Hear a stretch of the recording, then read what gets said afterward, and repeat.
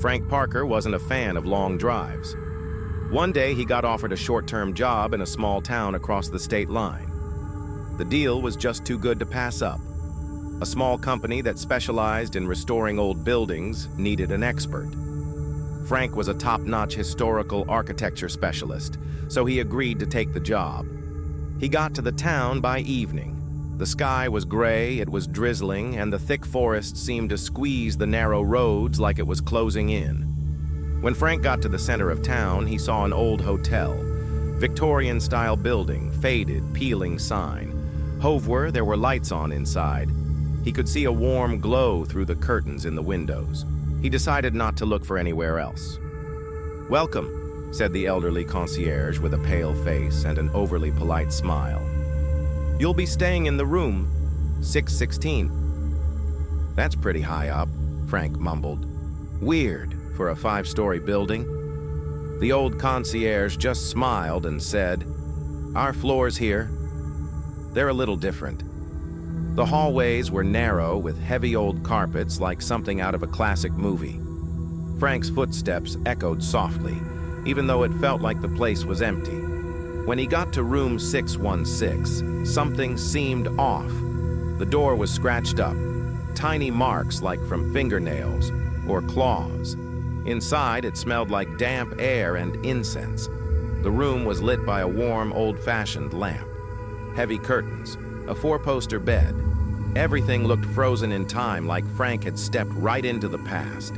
Frank dropped his bag and headed straight for the shower, trying to shake off the weird vibe. However, as he was drying off, he noticed something in the fogged-up mirror. A shape, a silhouette standing behind him. He spun around, but there was no one there. Just thick, heavy silence. Worn out from the drive, Frank crawled into bed after his shower. Sometime during the night, a creaking sound woke him up. At first, it was the floorboards, then footsteps. He realized someone was out in the hallway. The steps slowed right outside his door. He held his breath. Silence. Then, a soft knock at his door. Knock, knock, knock. He didn't answer. A minute later, the footsteps moved away. About 10 minutes after that, Frank finally got up and checked the hallway. It was completely quiet. He opened the door. No one was there. He shuts it, got back in bed, and eventually drifted off. The next morning, he went down to the front desk. "Was anyone else staying here last night?" he asked. "Just you, Mr. Parker," the concierge replied with that same polite smile. On his second day, Frank dove into the work. Old blueprints, journals, early 1900s photographs of the hotel. That's when he noticed something strange. Room 616 didn't show up anywhere. Not on the plans, not in the archival photos. Even the guest logs had no mention of it. "That can't be," he whispered. "I'm staying in that room." He picked up the phone and called the front desk. "Excuse me, but where exactly is my room located?" "6th floor, east wing," the concierge replied calmly. "However, you only have 5 floors." There was a pause. Then, "You'd better come downstairs." Frank went down. The lobby was dark. Only a dim lamp at the front desk gave off a weak glow. The concierge was gone. Just the old guest book sat there. He opened it. The pages were blank. Not a single name. Frank turned around. A woman was standing in the hallway. Her face was hidden by long hair. Her dress was old-fashioned and stained. She whispered, "You shouldn't have opened the door last night." Frank bolted back to his room.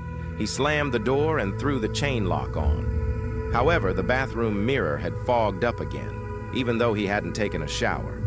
And in that foggy glass, he saw the silhouette again. Somehow, he managed to calm down and fall asleep that night.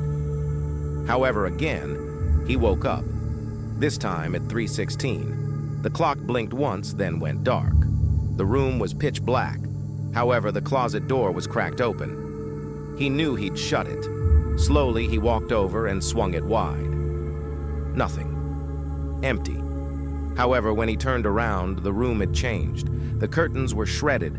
Handprints covered the walls, and on the bed, something was sitting there.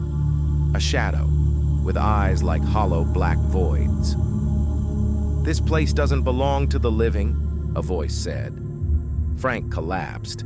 He blacked out from sheer terror. He came to in the morning. Everything looked normal, like none of it had happened. However, there was a bruise on his body, shaped like a hand.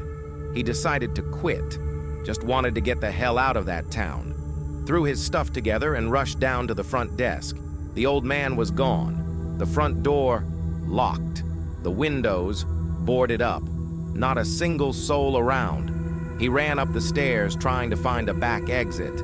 However, no matter which way he went, every stairwell kept leading him back to the 6th floor. And every time, he ended up in front of room 616. He forced the door open and stepped in. However, it was a different room now, like something from 100 years ago. On the wall hung a portrait of a man. Frank leaned in closer and realized it was him, dressed in early 20th century clothing. Below the portrait was a plaque, Frank Parker, disappeared in a hotel, 1916. On the floor, he spotted an old newspaper. The mysterious disappearance of a young architect in room 616. Frank couldn't speak. The world started falling apart. The walls darkened, lights flickered. Voices whispered, "You've always been here." The cycle continues. No one has seen Frank Parker since. The hotel burned down 2 days later. Only one photo of the guests survived in the town's archives. In the corner of the picture stood a tired-looking man near the door marked 616. There is only one strange fact. According to historians, such rooms were not built. This hotel had only 5 floors and no eastern wings.